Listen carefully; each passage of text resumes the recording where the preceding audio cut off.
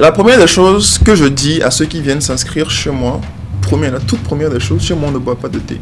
À aucun moment, attacher son ventre ne fait diminuer le gras. À aucun moment. Là on parle scientifiquement par là. Ok. À côté de chez moi où je vivais, il y a un revendeur de Tchinga effectivement. Mais j'ai remarqué qu'il faisait une chose. Les soirs, c'est pas tous les jours qu'il a de l'affluence déjà. Tu vois. Donc qu'est-ce qu'il fait? Il va ramasser le tas de viande de jour, il va le ranger. Et encore là où il le range, il faut voir. Okay? Le lendemain, il le ressort, il réchauffe et il vous vend. Mais c'est de la viande. Tu vas tenir tout au plus une semaine et puis derrière, tu tombes, tu craques. Et techniquement, même les petits kilos que tu avais perdus, tu vas les récupérer. Et même encore, tu prends en plus. ODK Media se veut de mettre en avant la jeunesse togolaise. Mais pour cela, il nous faut des sponsors.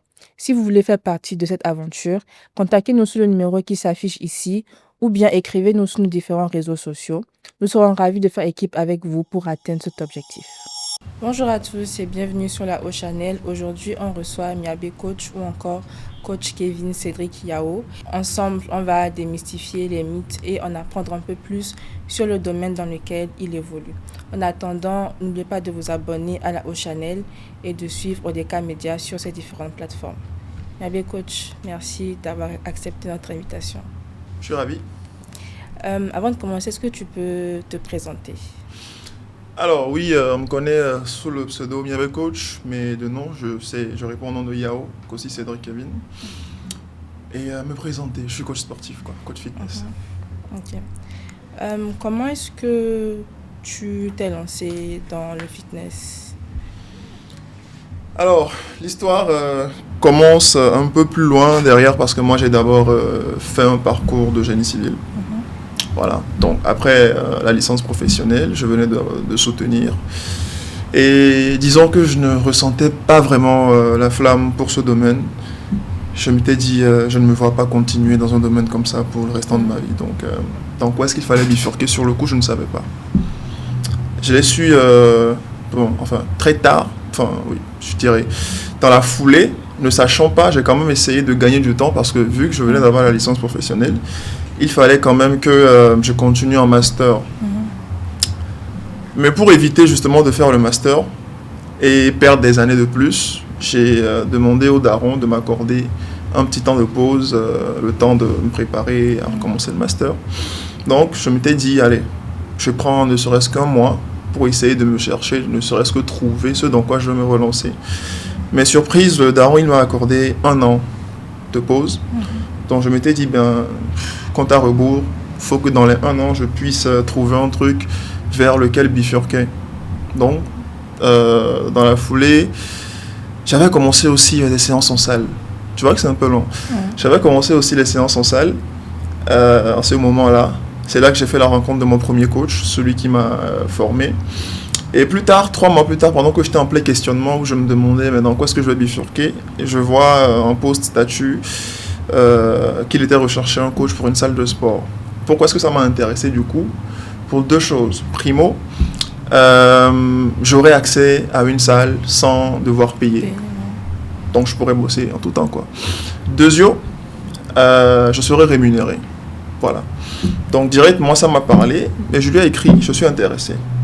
Il m'a répondu, mais tu n'es pas coach, tu viens en même temps à peine de débuter des séances en salle, donc moi je ne peux pas te proposer.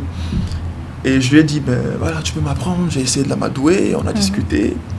Je ne sais pas comment je m'y suis pris, mais finalement je l'ai convaincu. Et on a pris quelques jours pour qu'il me montre certains petits trucs. Je suis parti à l'entrevue avec le proprio de la salle, on a discuté, il a accepté de me faire confiance et j'ai débuté en tant que coach, donc voilà. Donc au début, tu n'as pas commencé par passion? Par passion? Non. Non, du tout. Je me cherchais, quoi. Ok.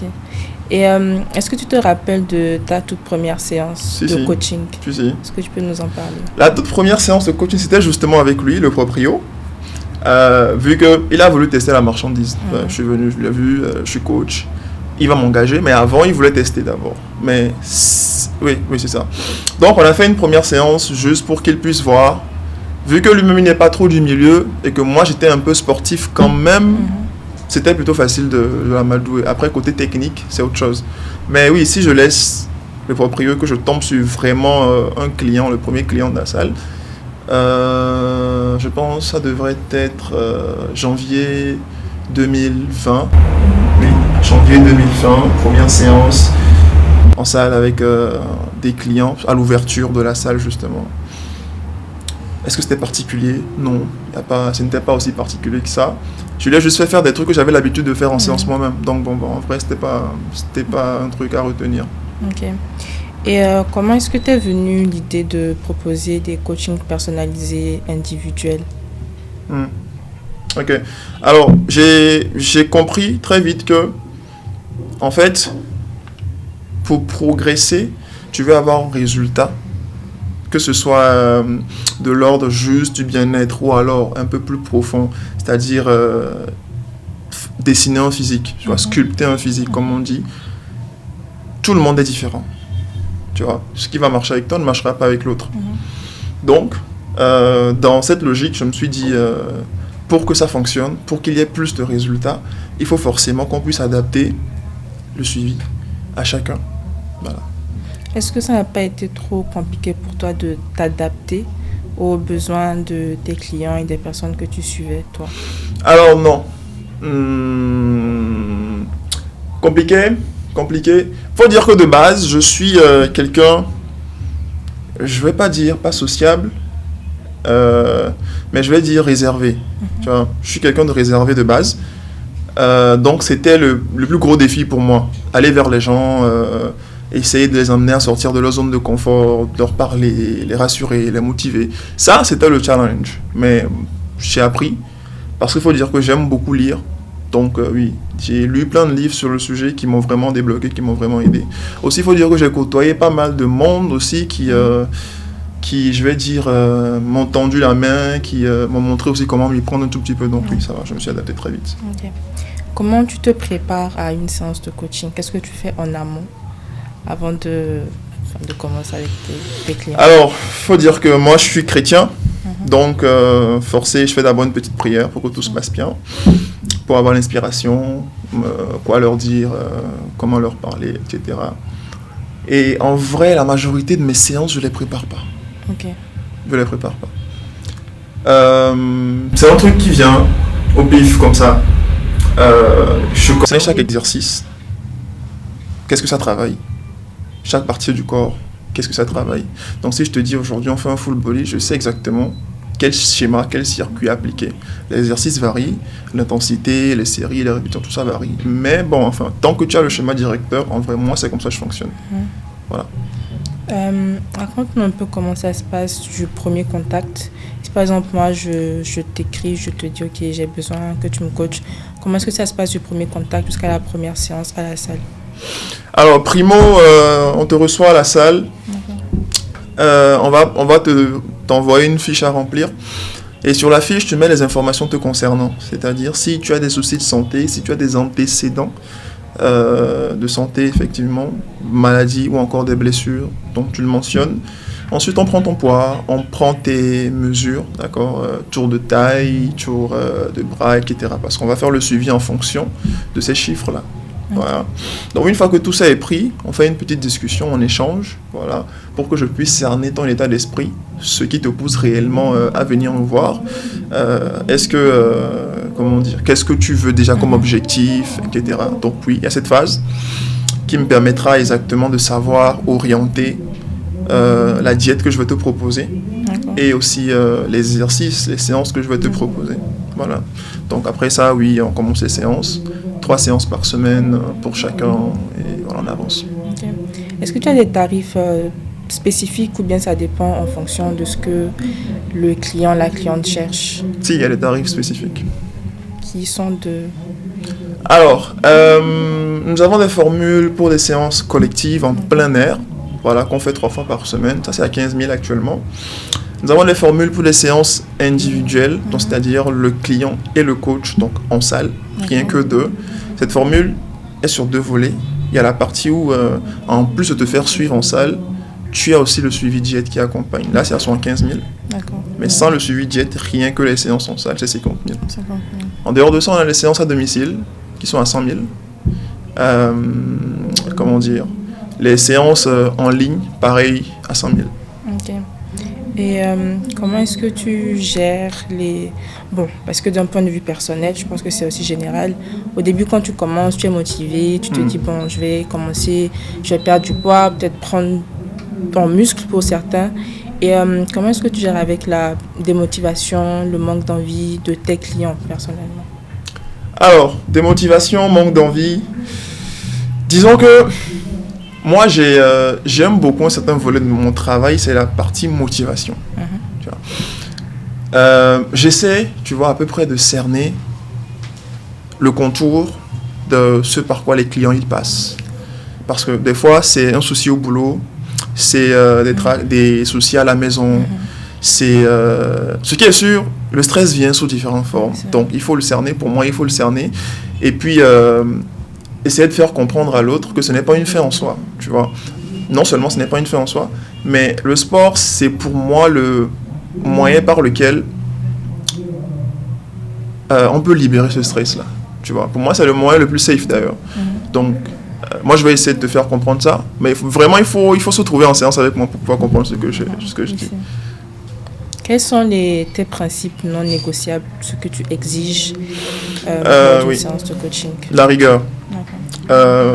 On peut se connaître, on peut être potes, mais dès qu'on est dès qu'on est en salle, dès qu'on est en séance, là, je ne suis plus ton pote, quoi. Je suis ton coach, tu vois. Voilà, je suis très rigoureux, très sévère. Je sais en même temps aussi mettre de l'eau dans le vin pour que la séance se passe bien. On rigole, on se taquine. Et ça, tous ceux qui travaillent avec moi, ils le savent. On peut rigoler, mais dès que je change de visage, tout le monde s'aligne. Ils savent que bon, allez, c'est fini, c'est plus le moment de rigoler, c'est le moment de travailler. Donc oui, en séance, je suis très rigoureux.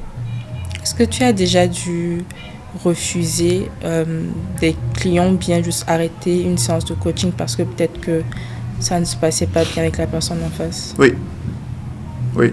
Justement, pour le même souci, parce que elle, parce que c'était une dame, avait d'autres idées derrière la tête, tu vois. Donc, elle venait plus pour s'amuser, comment dire. En tout cas, elle n'était pas dans le mind, elle n'était pas dans le mood que moi je voulais. Donc, quand c'est comme ça, je mets fin. Et que dirais-tu, enfin, quel est le type de clientèle que tu as le plus? Le type? Tu parles de quoi? Peut-être des femmes qui ont accouché, qui veulent reprendre leur forme, des filles un peu plus minces qui veulent grossir. Ce que tu retrouves le plus, quoi. Alors, il y a un peu de ça. Bon, déjà, il faut dire que ma clientèle est extrêmement féminine. Je veux dire, je l'évalue à 92% de ma clientèle est féminine. Et dans ça, il y a beaucoup, mais beaucoup plus de, je dis 80% de femmes d'un certain âge, tu vois, je veux dire adultes, voilà, donc moins de jeunes. C'est vrai que ce style de client a évolué. Avant, j'avais beaucoup plus une clientèle très jeune, oui. Depuis qu'on a revu les formules, qu'on a revu les séances qu'on fait, ça a attiré une nouvelle gamme de clientèle. Donc oui, actuellement, c'est beaucoup plus des adultes. Est-ce que c'est plus difficile de coacher une clientèle plus adulte qu'une clientèle un peu plus jeune? Non, c'est l'inverse. C'est l'inverse. C'est-à-dire, c'est plus difficile de coacher les jeunes que de coacher les adultes. Et pourquoi dirais-tu ça? Parce que les adultes, généralement, ils savent ce qu'ils sont venus chercher, tu vois. Non seulement ça, le premier truc, c'est que l'adulte en question, pour la majorité, ils ne vont pas trop discuter prix. Ils veulent une certaine qualité de service. Donc, ils sont prêts quand même à débourser pour. Et quand ils viennent, ils sont concentrés, même s'ils finissent par s'égarer un tout petit peu, mais ils se redressent très vite et puis ils bossent. Par contre, les jeunes, c'est très facile de les perdre, c'est très facile qu'ils se dispersent, de les recadrer tout le temps, ouais, c'est beaucoup plus compliqué avec. Quel est, parmi tes offres, donc je vais prendre le coaching individuel et le coaching privé, quelle est la différence principale, hormis le fait que bon, le coaching en groupe c'est plusieurs personnes, mais qu'est-ce que tu mets dedans qui différencie ces deux coachings-là? Bien, alors regarde, en séance collective, il y a tout le monde qui est là. Des jeunes, des vieux, des adultes, etc., des enfants. Le problème, c'est que dans le lot, il y a par exemple celui-là ou celle-là qui a des douleurs au lombaire, qui a des douleurs au genou, qui a mal au dos, tu vois. C'est vrai que l'ambiance des séances collectives entraîne, c'est intéressant. Donc beaucoup viennent pour ça. Mais si toi qui as des soucis de lombaire, par exemple, tu viens participer à des séances collectives où le coach il vient, il envoie tel exercice, il n'a pas forcément besoin de te donner des alternatives à côté. Le travail n'est pas orienté. C'est un truc d'en gros, tu vois. Par contre, en individuel, voilà pourquoi en individuel, on prend toutes les informations de la personne pour savoir c'est où ses contraintes. Et en fonction des contraintes, par exemple, si tu viens et que tu as des soucis au genou, il y a des exercices qu'on ne te fera pas faire. Ou alors, on va faire des exercices pour renforcer. Parce que très souvent, quand on a mal au genou, on pense que c'est une faim. Non, c'est pas une faim. C'est juste un signe qu'il faut que tu renforces la partie là, tu vois. Donc, on va faire des exercices pour renforcer. Donc, c'est ciblé, c'est orienté. Ce qui est tout le contraire de la séance en groupe. Qu'est-ce que toi, en tant que coach, tu préfères, les séances de groupe ou bien les séances privées? Les deux.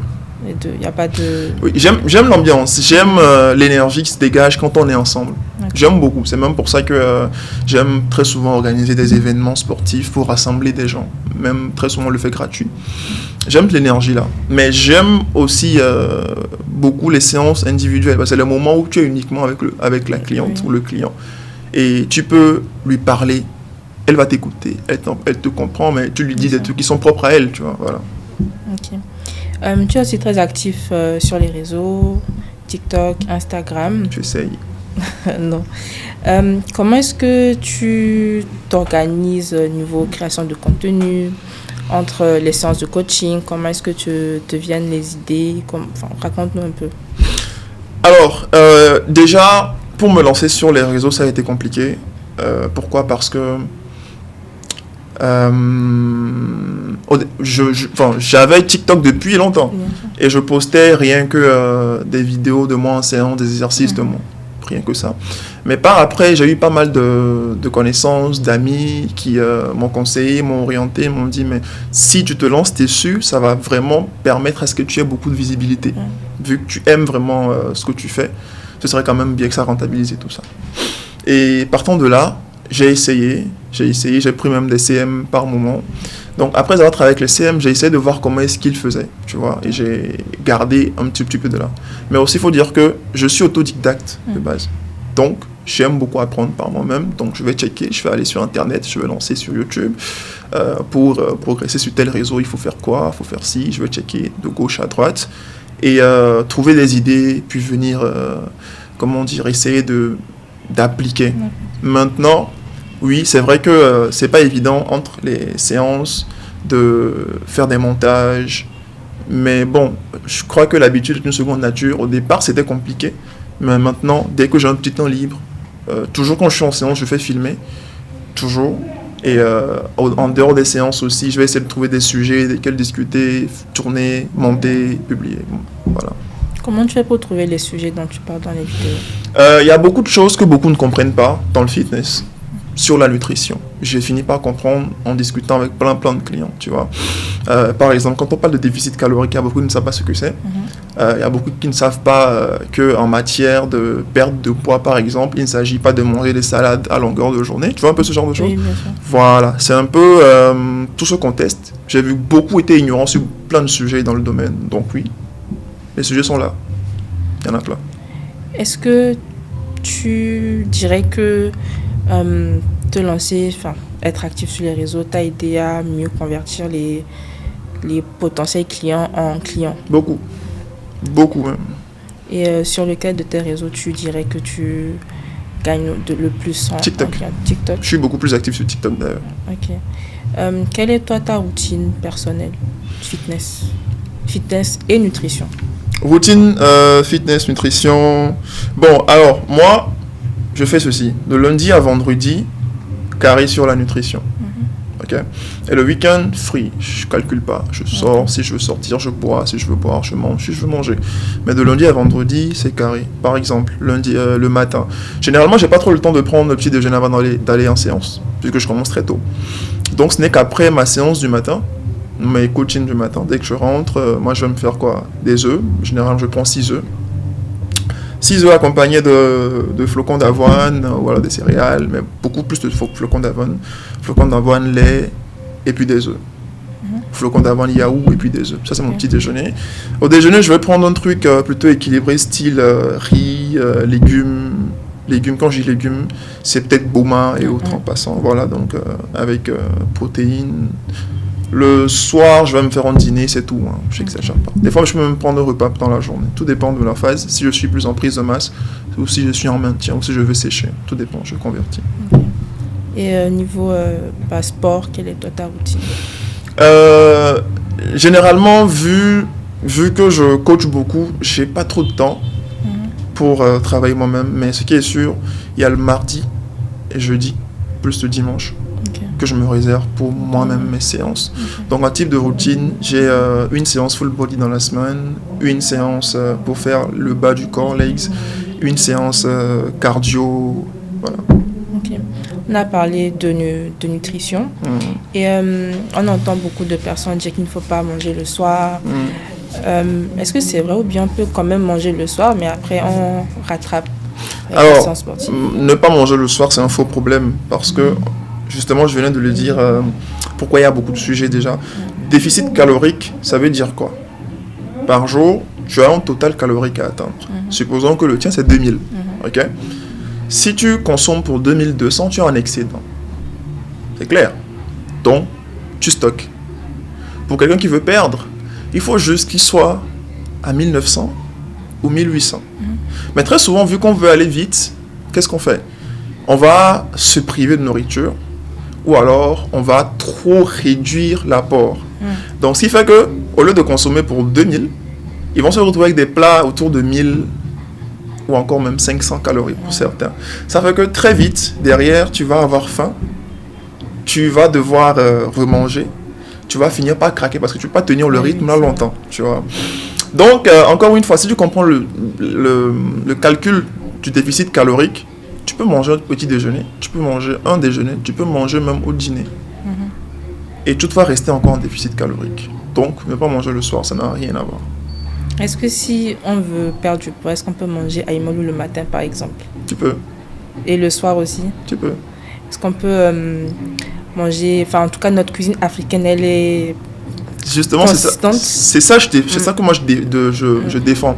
C'est-à-dire que longtemps, c'est mis en tête que pour perdre du poids, il faut manger des salades. Tu vois. Or, nous, ce n'est pas dans notre culture. Nous, chez nous, on mange veilli, chez nous, on mange aïmolo, justement, comme tu l'as dit, akman, etc.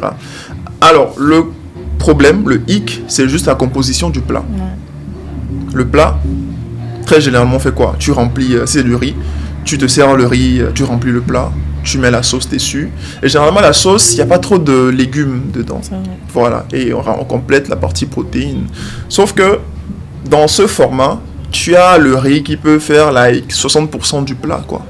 C'est trop, beaucoup trop. Parce que le riz, ou encore tout ce qui va être féculent, c'est la partie glucides, c'est la partie sucre qui va aller, je ne vais pas entrer trop dans les détails, mais qui va entraîner un trop grand stockage du gras, si on peut le dire ainsi, tu vois. Donc, qu'est-ce qu'on fait? Le truc que je donne comme conseil très vite, c'est de réduire la portion de glucides. Donc, quand tu veux te servir un plat, tu réduis la portion de glucides, 25% du plat. Tu réduis la portion de... Comment est-ce qu'on appelle?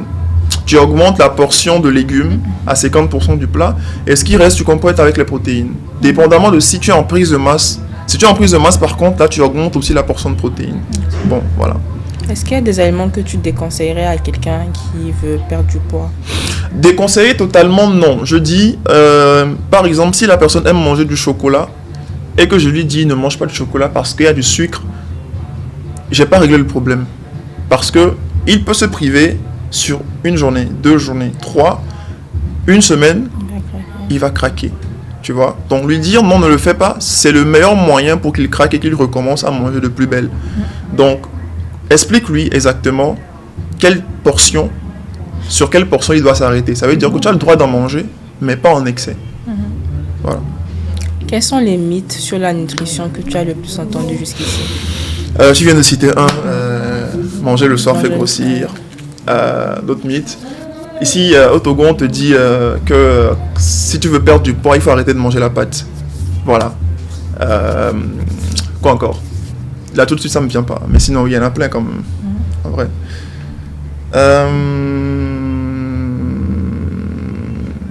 Non, ça me vient pas. Et quelles sont les idées, enfin les demandes les plus folles que tu as reçues jusqu'ici? Demande dans quel style?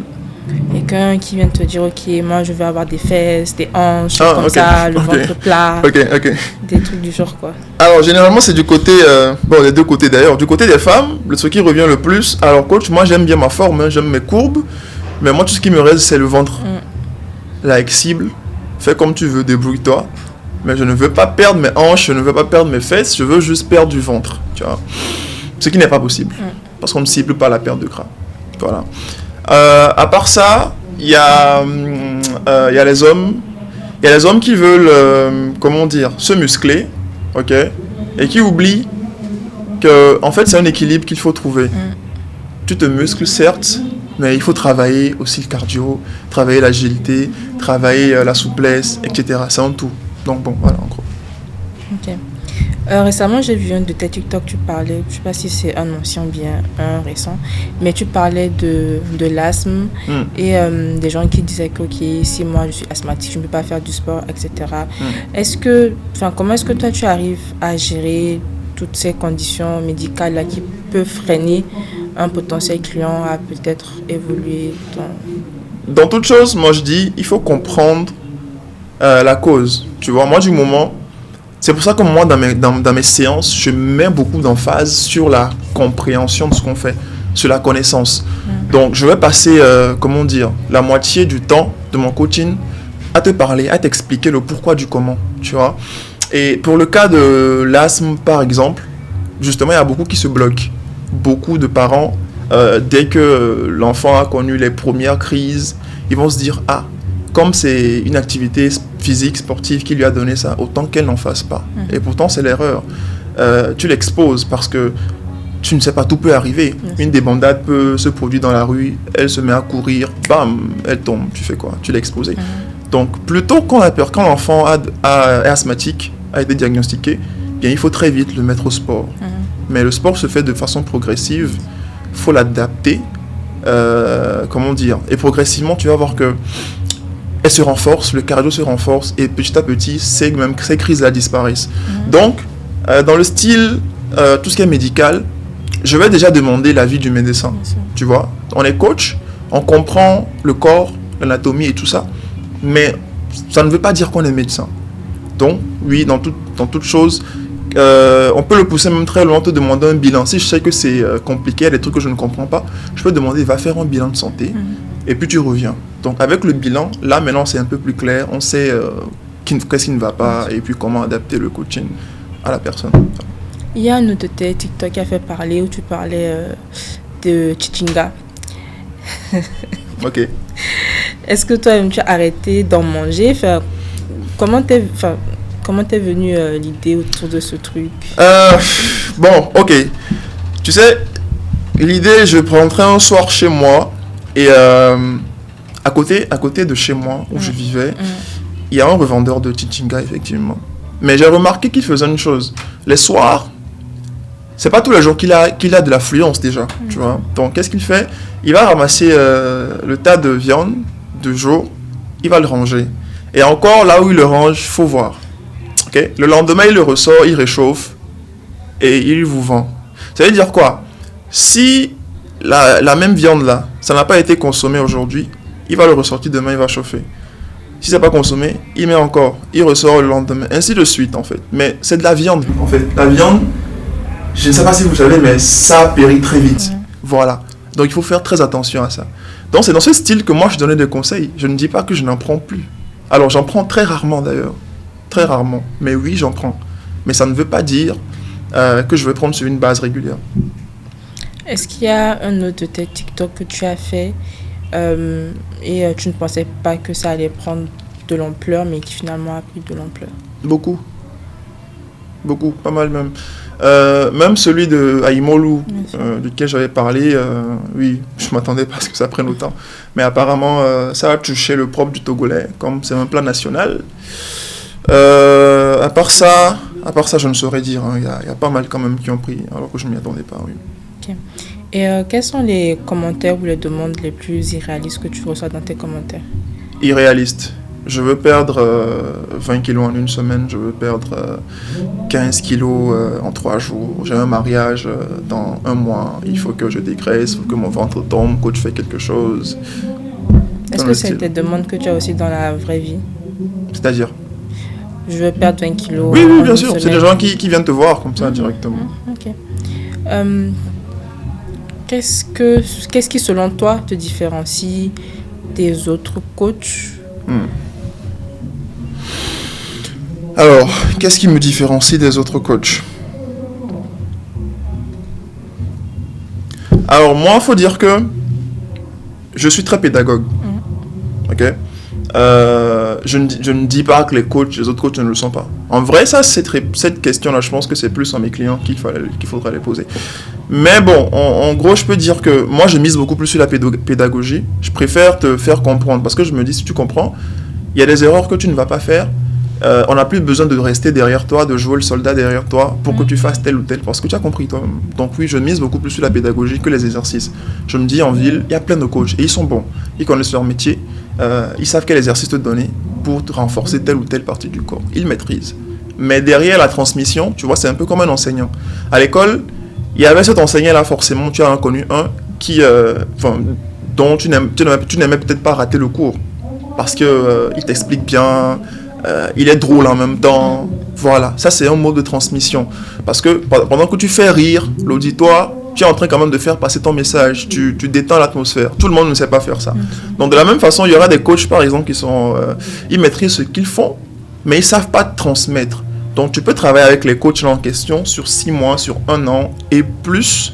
Ok, tu vas perdre du poids, hein, mais tu n'auras pas compris ce que tu as fait en fait. Donc, si derrière le coach se retire de l'équation et qu'on te dit de recommencer le même processus, tu ne pourras pas. Voilà. Alors que moi, je mise plus sur ça. C'est-à-dire que moi, je ne veux pas te coacher tout le restant de ma vie, quoi. J'ai autre chose à faire, sûr. Tu vois. Donc, juste, pour moi même, on prend 3 mois. En 3 mois, si tu es assidu, je te transmets tout ce que moi je connais. Et puis, je me retire de l'équation. Le reste, c'est un peu de motivation et puis tu gères. À la fin de tes coachings, tu gardes de temps en temps les contacts avec tes clients pour avoir peut-être un suivi, leur demander si ça va? Oui, bien sûr. Comment dire, le service après-vente, c'est ça? Une sorte de service après-vente. Oui, je suis tout le temps en contact avec mes clients. Okay. Les clients avec lesquels je travaille de façon personnelle. Parce qu'en séance collective, ils sont nombreux, je ne pourrais pas. Donc, ceux avec qui je travaille en séance individuelle, quand même, oui, j'essaie d'avoir un contact avec. Et un truc que j'aimerais également savoir, c'est quelles sont les erreurs nutritionnelles que tu retrouves le plus chez tes clients? Les erreurs nutritionnelles, c'est se dire, je débute un processus de perte de poids. Donc, je pense qu'on vient d'en parler. Je débute tel processus de perte de poids, donc je vais arrêter de manger tant. Ou alors, justement, ne pas trouver le bon rythme. Tu vois, quand tu as longtemps été sédentaire et que tu as longtemps mangé mal, je vais dire, ok, et que tout d'un coup tu décides que tu veux perdre du poids, on se dit, ok, je vais faire un régime, je vais arrêter de manger. Ou alors je vais faire un régime, je vais faire un jeûne de 6h à 18h. Le soir quand je prends une salade, c'est un exemple. Et puis à côté, en même temps, je vais aller faire 1 heure de séance chaque jour. Non, ton corps n'est pas habitué à ça. Ce qui fait que tu vas tenir tout au plus 1 semaine. Et puis derrière, tu tombes, tu craques. Et techniquement, même les petits kilos que tu avais perdus, tu vas les récupérer. Et même encore, tu prends en plus. Parce que tu es allé trop vite en besogne. Il y a un rythme qu'il faut suivre. Voilà pourquoi souvent on conseille, tu ne sais pas t'y prendre, ben prends-toi un coach et voilà, tu gagnes en temps, quoi.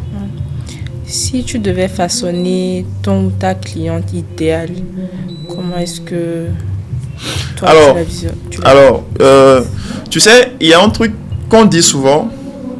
Chaque coach a sûrement déjà vécu ça. Il y a des clients avec qui le courant passe plus facilement que d'autres. Pas que celui avec qui le courant ne passe pas, sa tête ne me plaît pas. C'est peut-être parce que quand tu lui donnes un exercice à faire, il fait des caprices, tu vois. Et les clients, il a mal, il n'a pas mal. Quand tu lui dis fais ci, il fait. Il essaye quand même. Tu vois, le coach, il te regarde. Ce n'est pas un tortionnaire, comme beaucoup le pensent, qui se réjouit de toi, tes douleurs. Non. Il te regarde pendant que tu travailles. Et quand tu es à bout, il va essayer de te motiver pour que tu fasses un peu plus. Mais quand c'est limite, il te dit arrête. Tu vois, c'est dans cette limite-là qu'on essaie de pousser le maximum des clients. Alors, ceux qui se laissent faire et puis se laissent conduire et font de leur mieux pour se surpasser, forcément, l'entente sera beaucoup, beaucoup mieux qu'avec l'autre qui est tout le temps capricieux, qui est tout le temps en train de se plaindre. Donc, oui, voilà, c'est plus dans ce sens-là. Est-ce que ça t'est déjà arrivé de coacher quelqu'un avec qui tu ne t'entendais pas? Oui. Comment est-ce que tu as géré ça? Alors, il faut dire que je sais faire la part des choses. Voilà. Et c'est très important d'ailleurs, dans mon milieu. Il faut savoir mettre de côté tout ce qui n'est pas pro, voilà, pour pouvoir se concentrer sur le moment. Donc oui, je peux avoir un souci avec toi, mais tant que j'ai accepté de te coacher, tant que j'ai accepté de te coacher, il n'y a pas de problème, je mets ça de côté et puis on bosse. Okay. Et est-ce qu'il y a une ou un client qui t'a le plus touché dans son histoire de vie, dans la raison pour laquelle elle t'approchait? Oui. Alors, il y en a pas mal qui se retrouvent dans le style maman, tu vois, maman qui élève seule son enfant, voilà. J'en ai parlé même dans mes TikTok, je crois. Donc, elle élève seule son enfant et elle se débrouille en même temps à côté. Elle doit aller à l'école, finir sa formation. En même temps, elle a son business à côté à gérer. Et elle essaye de retrouver aussi un style de vie sain, donc prendre soin d'elle, aller en salle, bosser, avoir, comment dire, une alimentation saine. Donc oui, ce style-là, je vais dire, depuis que je bosse, c'est le style qui m'a quand même marqué. Mais est-ce qu'il y a une personne en particulier qui t'a vraiment touché ou tu t'es dit, waouh, ça, c'est... Une personne? Non, pas spécialement. Non. Il y en a beaucoup. Il y a beaucoup de cas qui m'ont touché, mais une seule qui sort du lot, non. Ok. Comment est-ce que tu arrives à créer une safe place pour tes clients, pour qu'ils se sentent bien avec toi? Comment je répondrai à cette question? Alors oui, quand j'accepte quelqu'un en coaching, je me dis que je me dois de tout faire pour que ça marche. Okay? Donc voilà pourquoi quand même, en séance individuelle, on essaie quand même de connaître un tout petit peu le client qui est en face. Et tu l'amènes à tellement se sentir bien qu'il finit par s'ouvrir. Mais comment est-ce que tu l'amènes à se sentir bien? Tu discutes avec, tu parles avec. Avec le temps, il y a la majorité des clients même qui sortent très vite du cadre professionnel, tu vois, et te parlent d'autres choses, d'autres aspects de leur vie, au boulot, comment ça a été aujourd'hui, etc. Ils sentent qu'il y a un certain intérêt envers sa personne et ils s'ouvrent facilement, ils te racontent. Okay. Bon, on va parler un peu de tes coachings groupés, enfin de tes bootcamps. Comment est-ce que l'idée de faire ça t'est venue? J'ai remarqué, après 2 ans dans le domaine, que beaucoup appréciaient plus les séances collectives que les séances individuelles, que les séances en salle. Ça vient d'un constat, j'ai remarqué, il y avait pas mal d'autres coachs qui lançaient les séances collectives. J'ai vu l'engouement qu'il y avait derrière. J'ai vu même chez nous, quand on en faisait, comment beaucoup plus... Et c'était beaucoup plus de dames aussi, voilà. Et ça m'a fait en même temps trancher. Je me suis dit, ok, je vais essayer d'en organiser selon le même format que je voyais déjà. Et avec le temps, on a essayé d'améliorer. Donc oui, le constat est parti de là. On a remarqué que la demande était beaucoup plus vers les séances collectives, l'ambiance, la musique. Les gens aimaient beaucoup ce genre de moments. Et voilà comment on s'est lancé. Et c'est comme ça que t'es venu le concept de Magic in There. Exactement. Comment est-ce que, en parlant de ce concept-là, comment tu te prépares? Quels sont les dessous, les backstage de cet événement-là? Alors, faut dire que j'ai toujours tout fait pour organiser mes événements seul, c'est-à-dire avec les moyens de bord. Mais cette fois-ci, on l'a vu en grand. Bon, alors quand je dis seul, faut dire qu'il y a pas mal, quelques clients aussi qui aimaient participer par moment, mais rien qu'avec entre nous, tu vois. On n'a jamais essayé d'avoir un sponsoring, etc. Donc oui, pour celui-ci, vu qu'on l'a vu très en grand, On a essayé de checker du sponsoring, des partenariats à gauche, à droite. On en a eu quelques-uns, mais pas comme je le voulais. Donc, disons que c'était un petit coup. Mais quoique, il faut toujours avoir un plan B. Donc oui, ça va. L'événement va se tenir ce samedi 23 à 16h au centre aéré BCAO. Et actuellement, tout est prêt pour qu'on puisse commencer. Ok. Comment est-ce que toi, tu te prépares pour ça? Encore une fois, je ne prépare jamais de séance. Tu viens juste comme ça? Tu sais, ceux qui me connaissent savent que je stresse très peu. C'est un truc que... Enfin, pas que je me refuse à stresser, non. C'est comme ça.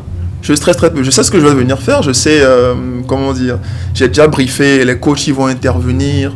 Et d'ailleurs, même, je choisis les coachs de façon très minutieuse. Je sais ce qu'il doit donner, je sais ce qu'il peut donner. Et une fois que tout ça là s'est calé, peut-être ce qui pourra me faire réfléchir à côté, c'est peut-être la logistique. Mais une fois que ça, vu que ça aussi je m'en suis déjà assuré, en vrai, ça va, tranquille. Mais on me préparait autre mesure, c'était juste la logistique qui m'intéressait. Tout le reste, tout ce que je vais faire comme exercice, prestation, non, ça va, c'est tranquille. Mais est-ce que c'est pas trop compliqué de gérer autant de personnes en une seule fois? Pour quelqu'un qui vise plus, ça va. Ça va, ok. Bon, pour ceux qui... je sais pas s'il y a toujours des places de libre. Oui, il y en a. Pour ceux qui sont intéressés, comment est-ce que tu vendrais le projet? Qu'est-ce que tu leur dirais pour qu'ils viennent à toi? Les informations qu'il faut savoir? Alors, Magic in the Air, c'est un événement fitness, d'accord, qui rassemble du monde. L'idée derrière, en vrai, c'était... vous savez, je vois, il y a beaucoup de ces organisations, comment vous appelez ça? Big Chill et autres, voilà. Et je vois l'engouement, tu vois, et je me dis, c'est très bien. J'y vais même quelques fois, pas tout le temps, quelques fois. Et je me dis à côté aussi, si on peut avoir un truc safe, où on vient, on transpire dans la bonne humeur. C'est ça l'idée de Magic in the Air, c'est rien que ça. Rassembler du monde et puis partager un moment ensemble. Mais pas que des moments où on vient boire, non, pas du tout. On vient transpirer, voilà, on apprend en même temps et on se sépare après. Donc oui, si jamais ça t'intéresse ou ça intéresse quelqu'un, vous pouvez juste contacter notre numéro qu'on donne très souvent, 93 25 24 24, et voilà, pour avoir les tickets. Et où est-ce que tu aimerais emmener ce concept dans les années à venir? Moi, j'aimerais bien que ce soit la séance phare, la séance nationale, c'est-à-dire qu'en matière de sport, d'événements sportifs, voilà, que ce soit le number one. Donc oui, on va quand même miser dessus, mettre les moyens pour que ça puisse prendre l'ampleur qu'on veut. C'est quelque chose que tu referais combien de fois par an? Je partais sur une base de une fois chaque 3 mois. D'accord. Si à moins, tu ferais plus? Non. Pourquoi? Parce qu'en dehors des événements, nous avons déjà nos séances plein air qu'on fait. Tu vois, par exemple, nous avons trois espaces pour accueillir nos séances collectives. Et on le fait 3 fois par semaine. Il y en a à Djidjolé, il y en a à Goué, il y en a à Baguida. Donc c'est déjà récurrent. Donc la majorité de ceux qui vont venir même le 23, c'est des gens qui sont déjà inscrits chez nous. Ça ne servira à rien d'organiser ce style d'événement, plus ce qu'on fait déjà. Voilà, à cette fréquence. Est-ce que tu as d'autres concepts du genre de prévus ou bien tu aimerais en faire d'autres? Oui, il y en a plein d'autres concepts prévus. Qui arrivent cette année? Qui arriveraient en fin d'année. Fin d'année, ok, d'accord. Qu'est-ce qui, selon toi, manque à la culture du sport au Togo? L'information. C'est ça, c'est l'information. Il y a beaucoup qui continuent de croire que pour perdre du poids, il faut boire des thés, il faut prendre des pilules, il faut mettre une gaine, il faut, comment dire, les faibles d'esprit iront, excusez-moi le terme, mais ils iront plus vers la chirurgie, etc. Mais tout ça, on a vu que ça avait des conséquences, tu vois. On a vu que ça avait des conséquences. C'est pas safe, quoi. Voilà. Et surtout au niveau de l'alimentation aussi, il y a beaucoup de mythes à casser, beaucoup d'informations à donner. C'est pour ça que moi je mise beaucoup sur la transmission. Voilà. En parlant des thés, il y a les thés bulles graisse. J'ai même vu des thés, quand tu les bois, qui te font éliminer la graisse du ventre d'après les vendeurs. Qu'est-ce que toi tu peux dire à ce sujet? La première des choses que je dis à ceux qui viennent s'inscrire chez moi, la toute première des choses, chez moi on ne boit pas de thé. Et si je te surprends même avec une gaine en séance, toi et moi on a un problème. Bon, je vais rien te faire, mais je vais bientôt réprimander. Mais voilà, pour te dire que c'est du fake à 100%, à 1000% même, ça marche pas. Au contraire, ça va vous créer des soucis, d'accord, de santé, le foie qui est touché, les reins qui sont touchés. Et beaucoup ne mesurent pas l'ampleur de ça. J'ai vu un ami souffrir d'insuffisance rénale, ça m'a fait vraiment mal. Parce que vous n'imaginez pas à quel point est-ce que c'est douloureux, à quel point est-ce que c'est... Voilà, c'est compliqué. Donc, il ne faut pas attendre d'arriver jusque-là. Et boire des thés à outrance dont tu ne connais pas la provenance, tu ne connais même pas les mélanges qu'ils ont fait juste parce qu'on t'a fait miroiter que ça pourrait te faire perdre des kilos. Et aujourd'hui, c'est tellement facile sur TikTok. Je prends quelqu'un qui était gros, qui a maigri, peut-être avec le sport. Moi, je prends les 2 photos, je fais un collage et je viens dire que oui, c'est en buvant mon thé que la personne a eu tel résultat. Et c'est facile, tout le monde s'emballe. Tout le monde va chercher. Mais à la longue, il y a beaucoup... Je travaille avec des docteurs qui me font des retours. Ah, tel client est venu me voir aujourd'hui, elle souffrait de côlon, elle souffrait de tel souci avec le foie, elle souffrait de... comment on l'appelle, insuffisance rénale, etc., calcul rénaux et autres. Bon, c'est récurrent parce que l'information n'y est pas encore. Mais petit à petit, quand ils vont comprendre, je pense que chacun va prendre ses précautions. En parlant des gaines, il y a plein de personnes qui se montrent sur les réseaux avec des corsets, mais vraiment bien serrés, et qui disent que le corset leur a fait perdre en taille, etc. Comment tu déconstruirais ce mythe? C'est du marketing. C'est du marketing. À aucun moment, attacher son ventre ne fait diminuer le gras. À aucun moment. Là, on parle scientifiquement. Ok? On parle comme des scientifiques. On va raisonner de façon logique. Les corsets, là, c'est un peu comme si tu te lèves aujourd'hui, tu prends une pagne et tu t'attaches le ventre en espérant que ça fasse partir ça. Et ils vont te dire, ouais, après, regardez comment j'ai transpiré, j'ai fait ci, j'ai fait ça. Mais c'est du fake à 100%. À 100%. Limite, tu t'étouffes parce que oui, tu respires pas bien quand c'est comme ça. Tu t'étouffes, tu te fais du mal, tu resserres tes organes et tout. C'est d'autres choses que tu crées derrière. Mais dans la même idée, nos mamans, elles conseillent à leurs filles qui viennent d'accoucher d'attacher leur ventre pour faire partir le ventre. C'est la même chose? Non, c'est pas la même chose. C'est même pas la même chose. Parce que, en fait, quand tu viens d'accoucher, c'est pas forcément du gras. Tu vois, il y a beaucoup de... La partie qui s'est relâchée et tout, parce que, oui, il y a eu contraction, il y a eu ci, tu vois, un peu. Donc, c'est plus un relâchement. Donc, comment essayer de raffermir le tout, de resserrer ça c'est différent. C'est une technique ancestrale des vieilles. Ça n'a rien à voir avec le corset. Rien du tout. Le gras, tu vas pas le faire fuir en serrant le ventre. Il va pas bouger, il est là. En parlant des femmes qui viennent d'accoucher, quels sont, toi, les exercices que tu pourrais leur conseiller pour perdre leur poids de grossesse? Que ce soit chez elles ou bien en salle. Alors, primo, la première des choses, c'est la marche. La marche, c'est safe. Donc, marcher 1 heure de temps, à ton rythme, c'est déjà bien pour reprendre. Et petit à petit, maintenant, quand on réintègre la salle, on peut remettre un peu de musculation. Mais avant ça, effectivement, il faut quand même s'assurer qu'on a fait, comment est-ce qu'on utilise le terme, renforcement du périnée. Okay. Voilà. Et après, on peut partir sur d'autres exercices, mais tout en... s'assurant qu'elle ne soulève pas lourd pour commencer, qu'elle ne fasse pas trop d'exercices à impact avec les sauts et autres. Dans un premier temps, on y va mollo, on renforce, et quand on est sûr que c'est bien renforcé, maintenant on peut réattaquer avec des exercices avec plus d'impact, si elle est apte. Et on voit aussi de plus en plus de femmes enceintes qui font du sport pendant leur grossesse. Est-ce que pour toi, c'est prudent de faire ça?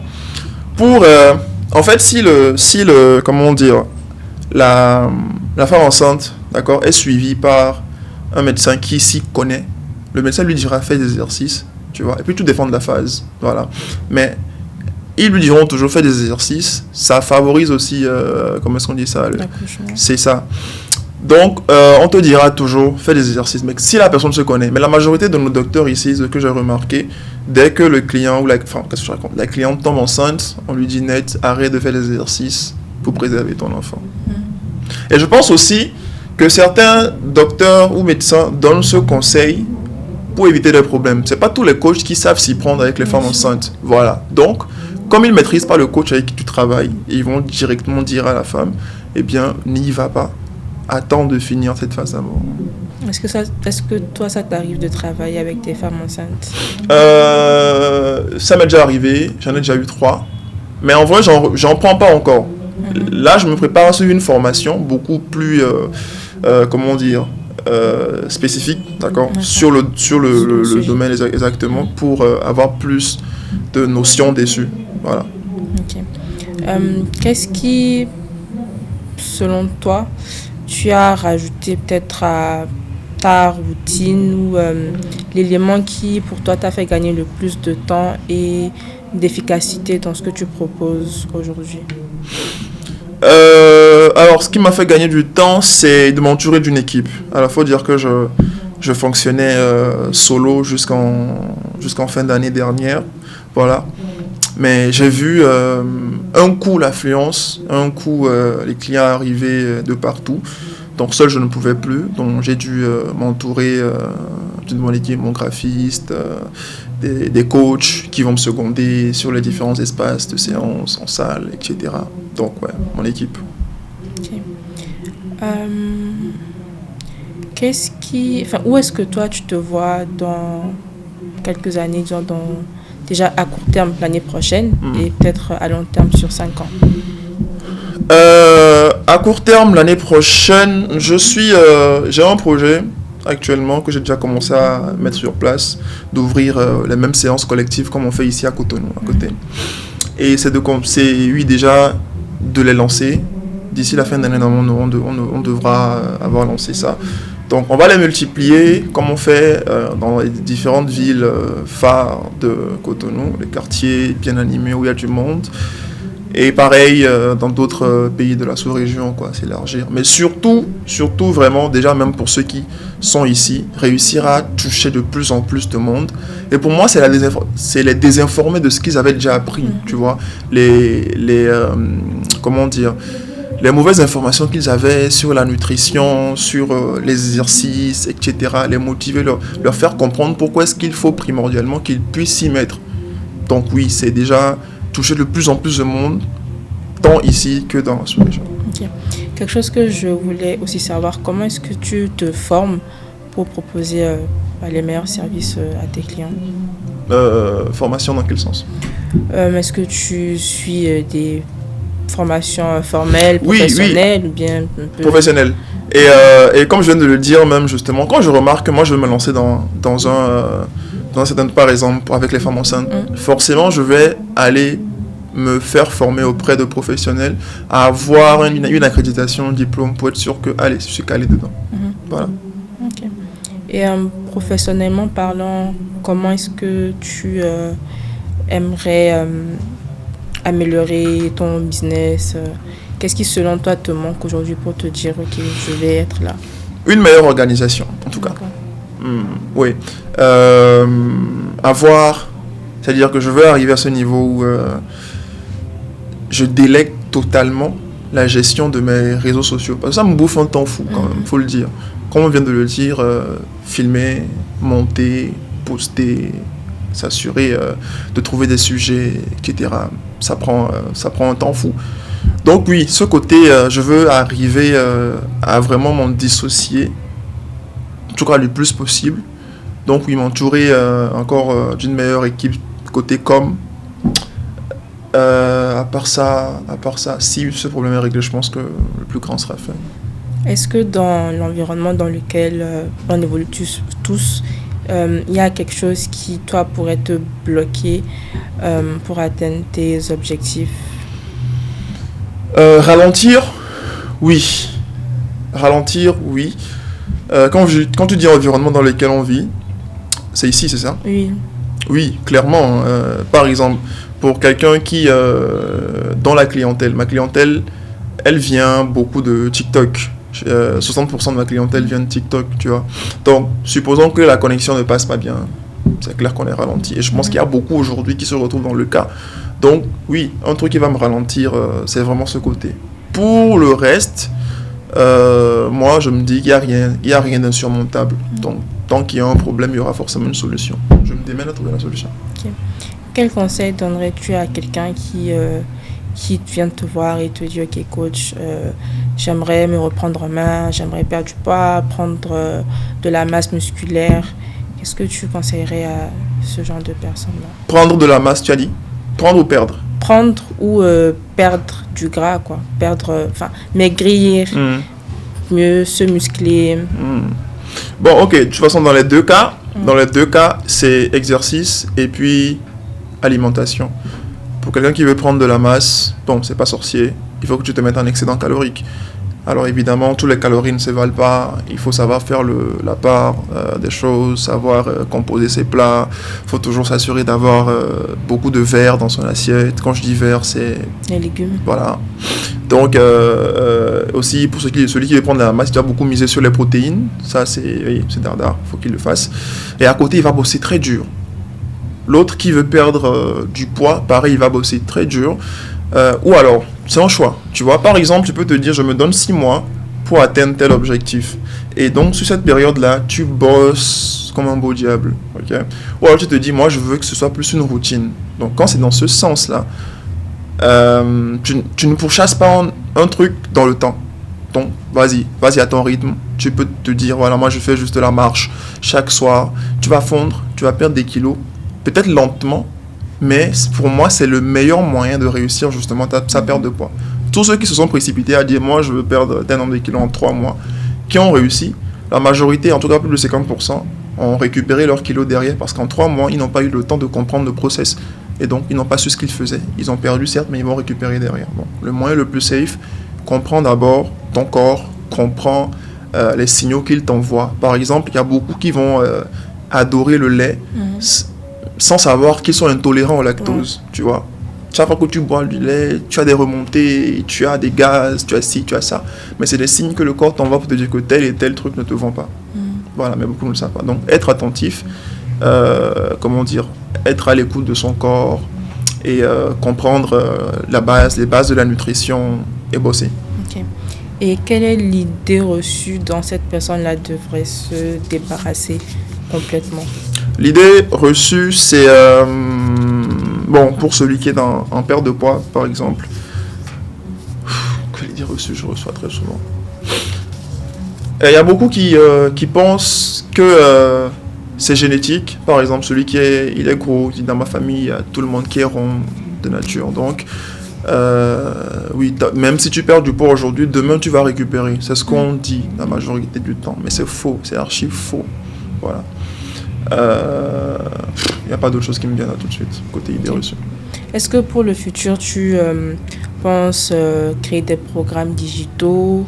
Oui, je travaille déjà dessus. Okay. Je travaille déjà dessus, oui. D'ici, forcément, novembre, décembre, ce sera en ligne. Ok. Qu'est-ce qu'on peut te souhaiter pour la suite? Venez, tout le monde. C'est ça que vous pouvez me souhaiter. Tout le monde n'a qu'à arriver. En vrai, moi... j'ai un certain mind, tu vois. Il y a beaucoup de coachs qui vont essayer de retenir les clients. C'est-à-dire, oui, mais c'est les clients qui lui payent. Donc, si le client ne vient plus, il mange comment? C'est un peu comme le menuisier dont la spécialité, c'est de fabriquer les cercueils. Donc, si vous ne mourrez pas, lui, il fait comment pour se nourrir? D'accord? Mais c'est pas ça le mind. Ça, c'est une erreur. Parce qu'en fait, il y a tellement de gens sur Terre. Déjà, prenons juste chez nous. On est 8 millions d'habitants, paraît-il. Donc, 8 millions d'habitants. Toi, tout seul, tu ne peux pas coacher les 8 millions d'habitants. D'accord? On est d'accord. Donc, en comprenant ça, en fait, moi, je préfère que le client qui vienne chez moi comprenne les contours, comprenne son corps, apprenne tout ça. Et même sur 6 mois, moi, je suis très ravi à chaque fois qu'un client vient me voir et me dit « Coach, je suis très satisfait du travail. J'ai vraiment aimé bosser avec vous. J'ai aimé l'énergie, j'ai aimé la motivation. Aujourd'hui, j'ai atteint mon objectif avec vous. Je veux vraiment vous remercier. » Moi, c'est les meilleurs moments pour moi dans ce que je fais. Et moi, je vise que ça. Tu vois? Donc, si après 3 mois, le client il a atteint son objectif et qu'il veut arrêter, je dis « Voyez, mon objectif, il est atteint. » Tu comprends? Donc, chacun n'a qu'à essayer quand même, tu vois, de comprendre qu'il le fait pour lui. C'est vital. C'est vital pour lui. Donc, il se met au sport pour lui, pas pour quelqu'un. Voilà. Je pense que si on arrive à arriver là, moi, je suis content. Ok. On va passer à notre petit jeu. Ok. Donc, tu auras 10 secondes, ou du moins, il faut que tu répondes sans réfléchir D'accord. aux questions que je vais te poser. Ok. Donne-nous un exercice fétiche dont tu ne te débarrasserais jamais. Des burpees. Burpees, ok. Quel est l'accessoire indispensable pour toi dans le sport, dans le fitness? Des haltères. Ok. Quel est le son que tu devrais garder si tu ne devrais en garder qu'un pour tes séances de coaching? Un son. Oui, une Alors, musique. Alors, c'est un mix sud-africain que je mets toujours en séance. Je connais pas le titre, hein, par contre. Je connais pas. Ok. Quel est le meilleur conseil que tu aies reçu? Meilleur conseil, travaille ton branding. Ok. Et le pire conseil que tu aies entendu dans le fitness? Ouf. Le pire, lequel je mettrais pour perdre du poids, évite de manger les soirs, je dirais. L'aliment le plus surcoté selon toi? Oh, flocon d'avoine. Et le plus sous-coté selon toi?